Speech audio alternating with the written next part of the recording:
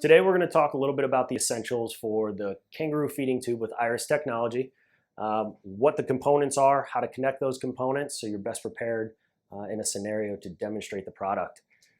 Right here to my right, you will see that I have the IRIS console. It is mounted on an IV pole. We do want this at eye level or eyesight for your placer. The power button is going to be in the top left-hand corner of that console. I'm going to power that on. So not only is it critical to have your console with you in a placement, but you will also need your gray interface cable.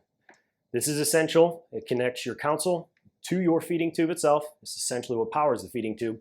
And then it will also allow you to take pictures during placement by pressing down on this button 2 different times. Outside of your interface cable, you will need your feeding tube, hard plastic back packaging, an insufflation bulb, which will be utilized to obviously induce air during placement and aid in that placement. So now that we've got our console turned on, I'm going to log in. I want to make note that when you log in, or if you're setting a login up for your customers, it can be customized to their liking. Once you have your console logged in, you're visually seeing the main screen with 4 icons. Really, it's important for you to know top left corner is going to be your patient procedure button. It will be the button that we select to begin a procedure replacement. Below that is going to be a file folder.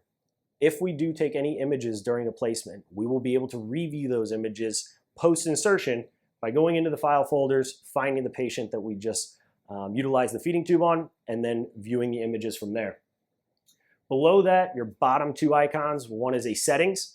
I will and ask for all customers to not go into this. This is where you can manipulate the console itself and how it's set up. And that's something that we as IRIS representatives will do for the customer.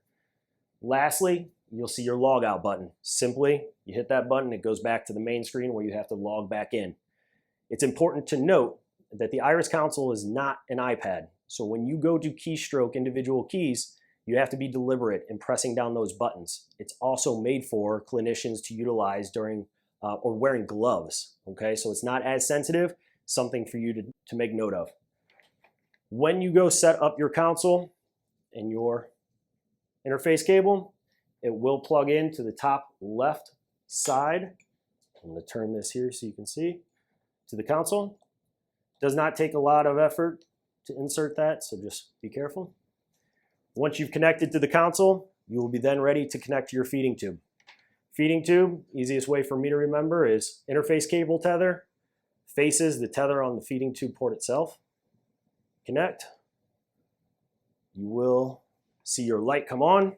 We know we are functional. Hit our top left procedure button. This is the point where you can put in patient identifiers information. Leave that up to the institution themselves to let you know what they prefer. I will name this feeding tube Ron. Green check mark. You'll hit your green check mark a second time. Now you're able to place that feeding tube. A couple of things to make note of before we place the tube. Your stylets are loose. We need to make sure that's secure. Okay? Push it straight down and thread into place.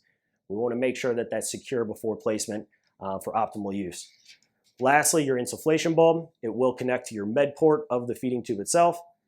This is again to utilize for inducing air to distend any anatomy in the patient. Once completed, we're going to pretend that I've placed my feeding tube. It's in the position needed. I will hit my little caret here. Green check mark completes that procedure. Green check mark again. And you will be back to your file folders if you would like to review any imaging or pictures, I would say, that you've taken during the placement. Most important, if I'm you, I'm asking my clinician to grab an image of the esophagus, rugal folds of the stomach, and then the distal end or the small bowel or the villi of the small bowel if possible.